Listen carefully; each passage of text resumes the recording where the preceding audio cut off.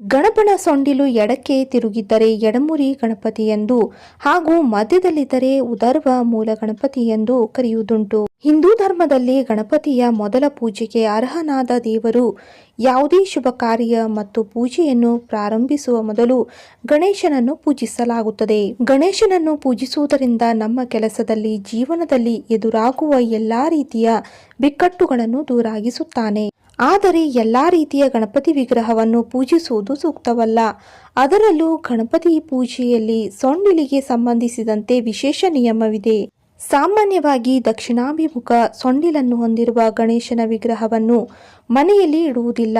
ಅದನ್ನು ದೇವಸ್ಥಾನದಲ್ಲಿ ನಾವು ನೋಡಬಹುದು. ದಕ್ಷಿಣಾಭಿಮುಖ ಮತ್ತು ಉತ್ತರಾಭಿಮುಖ ಗಣಪತಿ ವಿಗ್ರಹದಲ್ಲಿ ಯಾವುದನ್ನು ಪೂಜಿಸಬೇಕೆಂಬುದನ್ನು ಇಲ್ಲಿ ತಿಳಿಯೋಣ. ಗಣೇಶನ ಸೊಂಡಿಲಿನ ಬಗೆಗಿರುವ ನಂಬಿಕೆಗಳು. ಗಣೇಶನನ್ನು ದಕ್ಷಿಣಾಭಿಮುಖ ಮತ್ತು ಉತ್ತರಾಭಿಮುಖ ಎಂದು